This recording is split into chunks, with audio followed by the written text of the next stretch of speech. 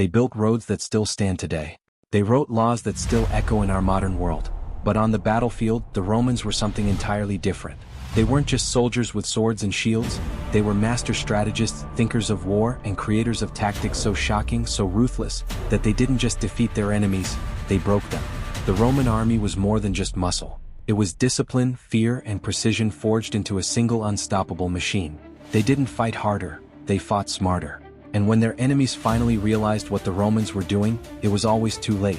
What made Rome's tactics so terrifying wasn't only their brutality, but their creativity. They used formations, tricks, and even psychological warfare that no one had ever seen before. These were tactics that didn't just win battles, they reshaped the art of war itself. One of the most iconic and jaw-dropping Roman tactics was the testudo, Latin for tortoise.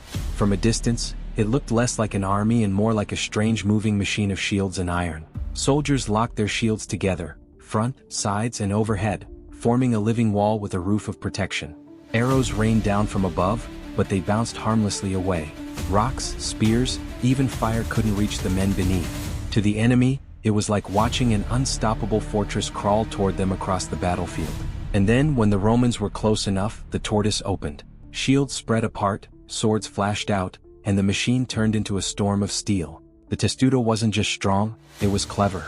Roman commanders deployed it especially during sieges, when their men had to cross open ground under relentless fire from archers on enemy walls. Sometimes, the formation was even reinforced to the point it could carry platforms, wagons, even horses on top.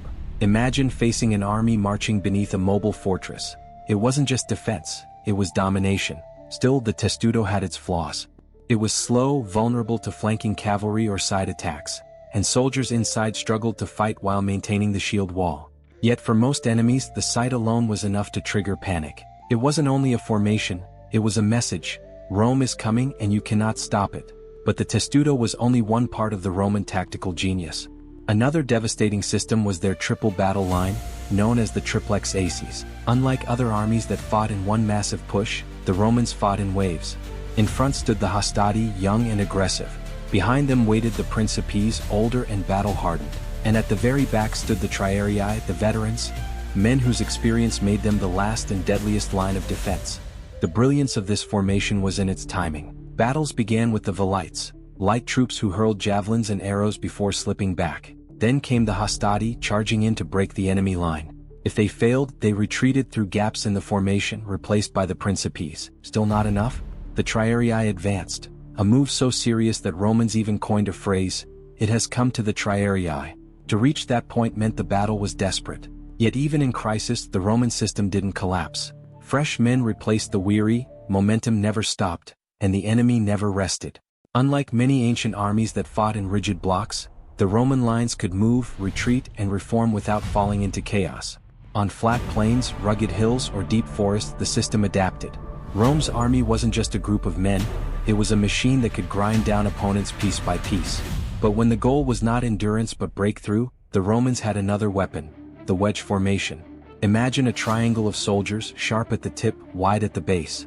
The strongest and bravest stood at the point, driving into the enemy's line with brutal force. Behind them, rows of men pressed forward, pushing and widening the breach. Just as a wooden wedge splits a log, the Roman wedge split armies apart. At the Battle of Pydna in 168 BC, the wedge shattered the supposedly unbreakable Macedonian phalanx. At Watling Street, when Boudicca's vast rebel army outnumbered the Romans, wedge formations cut through the mass, tearing it to pieces. What made it terrifying was that most armies fought in straight lines. They relied on sheer numbers, believing a solid wall of men could not be broken. The wedge turned that idea into dust. In an instant, what seemed like an impenetrable line became two collapsing halves, with Romans pouring through the center. The result was confusion, panic, and slaughter. The Romans also knew how to fight beyond land. When Rome faced Carthage in the First Punic War, they were new to naval combat, while Carthage had centuries of experience at sea. Rome's answer was the corvus, a massive boarding bridge with an iron spike at its tip. When enemy ships came close, the corvus dropped down, the spike bit into the deck, and the ships were locked together. In that moment, the sea battle turned into a land battle. Roman soldiers stormed across the bridge, swords in hand, fighting on wooden decks as if they were fields. At the Battle of Mylae, this tactic helped Rome capture 30 Carthaginian ships, stunning the Mediterranean world.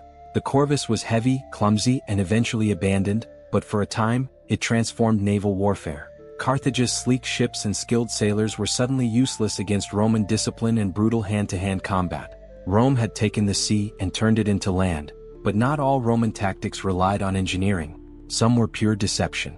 Few tricks were more dangerous, or more shocking, than the feigned retreat. Soldiers would pretend to flee, making their enemy believe victory was near. Overconfident, the enemy would break formation, chasing after what seemed like a fleeing army. And then suddenly the Romans would turn and strike back, crushing them in their chaos. Rome had learned this trick the hard way. In Sicily in 262 BC, Carthaginian cavalry lured Roman riders into a deadly ambush. Later, rebels in Hispania perfected the art, using false retreats to repeatedly outwit Roman generals. To fall for such a tactic wasn't just defeat, it was humiliation.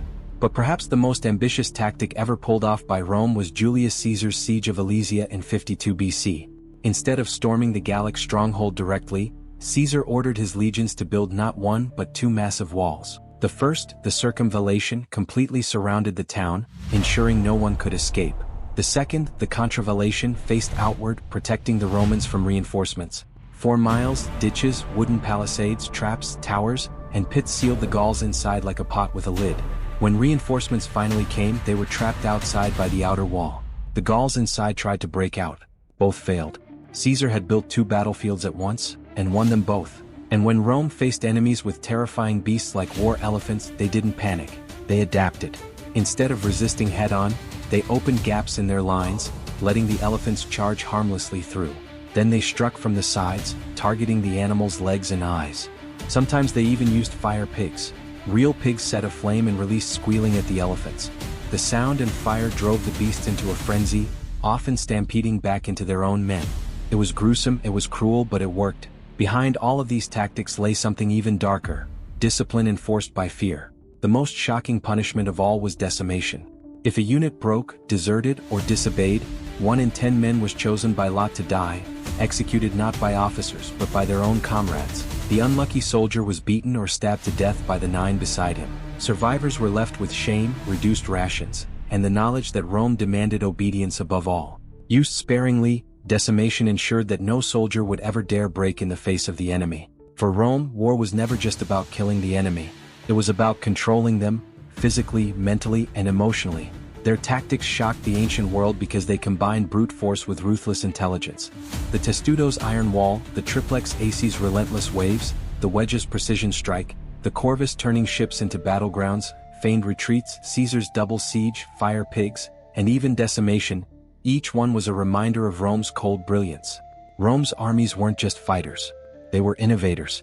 And in their genius, their brutality, and their shocking creativity, they carved an empire that would shape history forever.